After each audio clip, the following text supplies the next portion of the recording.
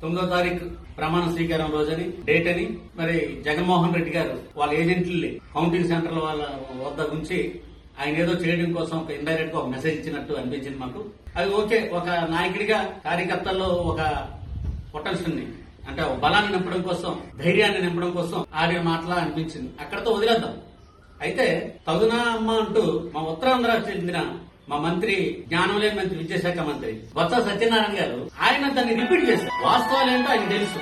ఆ వాస్తవాలని అదే ఆ స్థాయిలో ఉన్న వ్యక్తి అలా మాట్లాడకూడదు. అధినాయకుడు మాట్లాడాడు, అది ఓకే. నువ్వు ఉత్తరాంధ్రకి ప్రతినిధి అని చెప్పి, సీనియర్ నాయకుని అని చెప్పి, ఇంతకీ నువ్వు గెలిచే పరిస్థితి ఉందా నీ నియోజకవర్గంలో? లేదు. లేనప్పుడు నువ్వు ముహూర్తం ఎలా పెడతావు? నాకు అర్థం కాగలుగుతాను.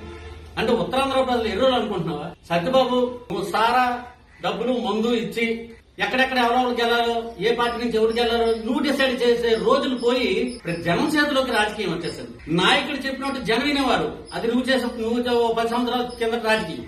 ఈ రోజు నువ్వు గెలాలా వద్దనేది జనం డిసైడ్ చేసే పరిస్థితికి వెళ్ళిపోయింది రాజకీయం. మీరు చేసిన దుర్మార్గాల వల్ల, మీరు చేసే జ్ఞానం లేని రాజకీయం వల్ల. కాబట్టి ప్రజా తీర్పు ఇప్పుడు అసలైన ప్రజా తీర్పు ఇప్పుడు వస్తుంది. నిన్ను రాజకీయంగా నిన్ను నీ నాయకుడిని సమాజం తెలుసు. నీ నాయకుడు చెడ్డోడని తెలుసు. నువ్వు దుర్యోధనుడు లాంటి జగన్మోహన్ రెడ్డి దగ్గర పనిచేస్తున్నావని తెలుసు.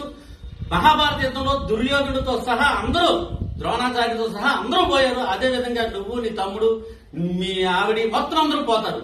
అది రాసి పెట్టించుకోండి. కాబట్టి జ్ఞానం లేని మాటలు నువ్వు ఆడడం మానే. నీకు ఎలాగ బ్రెయిన్ పనిచేయట్లేదని చెప్పుకుంటున్నారు అందరూ, కానీ అది పనిచేయట్లేదని చెప్పుకోవడం మీరు మాట్లాడాల్సిన పని లేదు. ఆల్రెడీ మీ చాప్టర్ అనేది